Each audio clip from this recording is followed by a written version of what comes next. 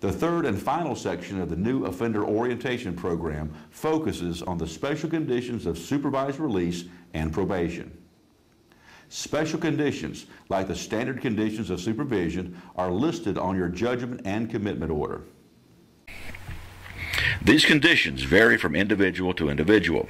Special conditions are case-specific and apply to your personal situation. Because these conditions are unique to your case, this packet contains several examples of typical special conditions most frequently imposed by the court. Your officer will instruct you on the specific special conditions as noted on your J&C at the conclusion of the video presentation. Special condition number 1. The defendant shall not own or possess a firearm, dangerous weapon, or destructive device. You are strictly prohibited from unlawfully possessing firearms, ammunition, dangerous weapons, or destructive devices such as explosives. This includes those persons convicted of misdemeanors who have prior felony convictions. Federal law prohibits persons with felony convictions from possessing firearms, ammunition, or explosives. Under federal law, the penalty is 10 years imprisonment and a $250,000 fine.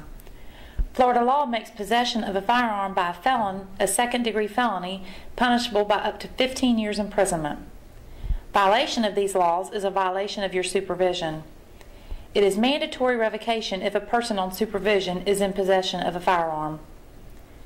Federal statutes also prohibit possession of firearms and ammunition by persons convicted of any misdemeanor involving domestic violence. If you have any doubts as to what is considered a weapon or what is considered possession, you should ask your officer. Special condition number 2. The defendant shall submit to testing to determine whether he or she is using drugs or alcohol, as may be directed by the probation officer. The Violent Crime Control and Law Enforcement Act of 1994 requires United States probation officers to obtain a urine sample for drug testing within the first 15 days of commencing supervision, and at least 2 additional drug tests on an unscheduled basis. However, if you have a history of alcohol or drug abuse, you will be tested more frequently. United States probation officers have the authority to request urine specimens from any person under supervision.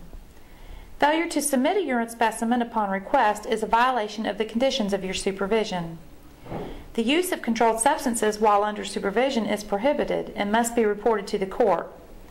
The Anti-Drug Abuse Act of 1988 requires that supervision be revoked if you are found to be in possession of a controlled substance.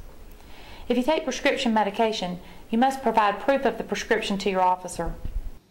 Special condition number 3.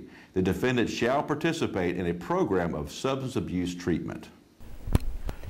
Your officer will evaluate your current substance abuse treatment needs by reviewing your history of drug use and any treatment history. Your officer will also evaluate your participation in the in-house 500-hour drug abuse program, RDAP, in BOP, the 40-hour drug education program, and transitional services. Your officer will administer a self-assessment tool to assess your need for treatment as well. Your officer will give you further directions as to the substance abuse treatment referrals and counseling appointments. Special condition number 4. The defendant shall participate in a program of mental health treatment. Your officer will give you further directions as to mental health treatment referrals and counseling appointments. Special condition number 5. The defendant shall provide the probation officer all requested financial information, business or personal. You must note all income received, bank account information, and expenditures over $500 on your monthly report. Your probation officer may also need to access your credit report during your supervision to ensure you are not incurring more debt when you have an active fine or restitution payment. You must, upon the request of your officer, document all sources of income. Special condition number 6. The defendant shall cooperate with the probation department and/or the appropriate state agency in the establishment and enforcement of child support payments and shall make all required child support payments. You are responsible for supporting all of your dependents. Your officer may require you to provide documentation verifying you are meeting your court-ordered obligations. Special condition number 7. Collection of DNA. On October 30th, 2004, Congress passed the Justice for All Act of 2004.